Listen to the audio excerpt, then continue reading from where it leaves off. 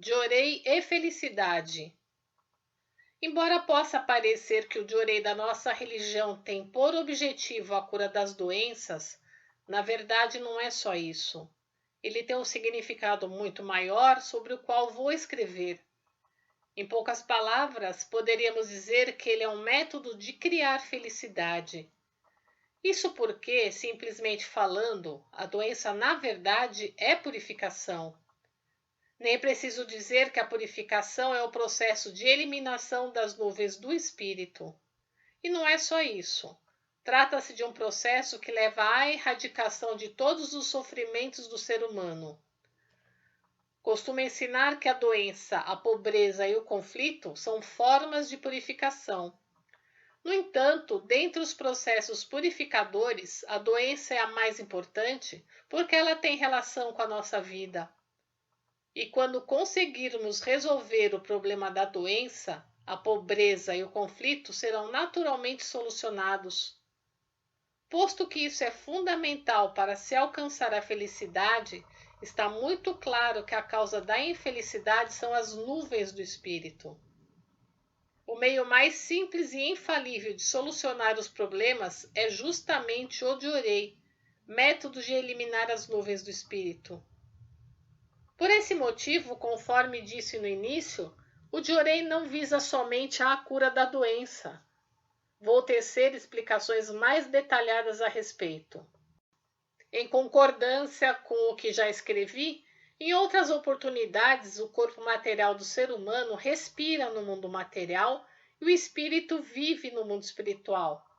Sendo assim, a situação do mundo espiritual influi diretamente no espírito e se reflete no corpo físico, de modo que o destino do ser humano se origina no mundo espiritual. De forma idêntica ao mundo material, o espiritual está constituído de numerosas camadas, superiores, intermediárias e inferiores. A grosso modo, o mundo espiritual é formado por 3 planos. Cada plano possui 60 camadas que se subdividem em 3, cada qual com 20 camadas. Ao todo, são 180 camadas mais uma, acima de todas, ocupada por Deus. Temos, pois, 181 camadas. Qualquer divindade, por mais elevada que seja, acha-se numa das 180 camadas. Acima, expliquei como essas camadas são dispostas verticalmente. Agora falarei como elas se configuram horizontalmente, desde o céu até o inferno. A amplitude de cada uma delas é diferente. Suponhamos que um espírito se encontre em uma das 20 camadas da parte mais baixa das 60 inferiores. Como isso corresponde ao fundo do inferno, é um mundo repleto de sofrimento inimaginável. Uma vez que esse estado se projeta no plano físico, a pessoa vive uma situação de profundo sofrimento.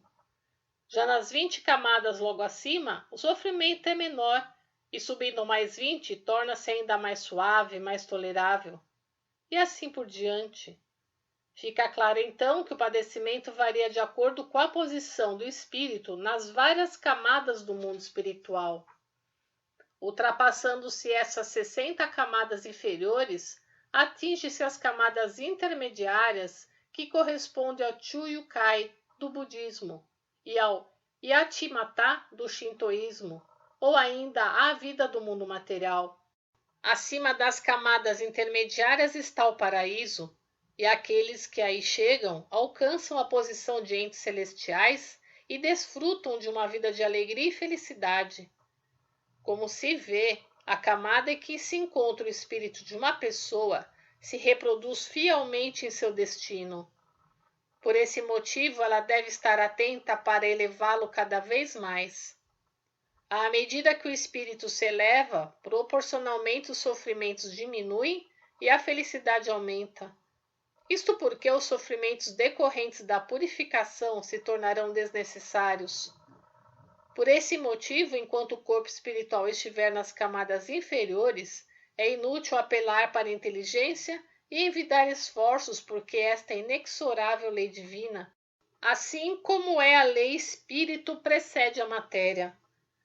Por conseguinte, para que o ser humano alcance a felicidade, é imprescindível que ele purifique seu espírito, a fim de torná-lo mais leve e busque constantemente atingir as camadas superiores.